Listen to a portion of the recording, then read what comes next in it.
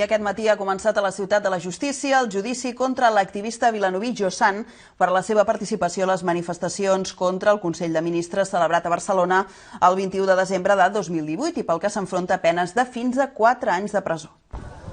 José Antonio Valverde Josan rebia abraçades i suport col·lectiu en la mobilització de suport que divendres congregava al centre de Vilanova desenes de persones que reivindiquen l'activisme pacífic de Josan i denuncien el que creuen que ha estat un muntatge policial per criminalitzar-lo i acusar-lo d'haver agredit físicament 3 agents dels Mossos d'Esquadra. Demanen, com ho han fet aquest matí davant els jutjats, la seva absolució i la retirada de l'acusació particular que exerceix la Generalitat. Diversos col·lectius polítics i socials del territori i de fora han fet públic el seu suport a Josan, com ho ha fet també oficial i visible el govern municipal de Vilanova, format pels grups d'Esquerra Republicana, Junts per Catalunya i Capgirem Vilanova CUP.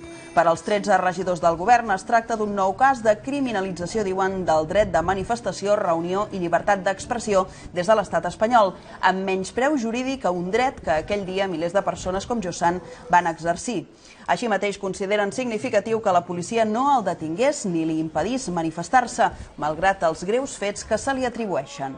Josan és un ciutadà actiu i implicat socialment a Vilanova que participa en iniciatives col·lectives, diuen sempre des del civisme i el respecte. Per tot plegat s'expressa el suport a ell i la seva família davant la situació que estan patint.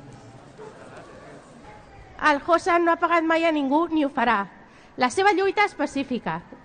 I no entenc com funcionaris públics, treballadors de la Generalitat, poden permetre's el luxe de mentir tan descaradament sense tenir por a quedar-se sense feina. El Josan s'ha desactivat, ja no participa enlloc, ha estat detingut i ha dormit una nit a comissaria pensant que ja no tornaria a sortir. Ha perdut la feina que tenia des de feia 20 anys i fa 4 mesos que està de baixa per tot això. El càstig per cridar i posar el seu cos ja és suficient.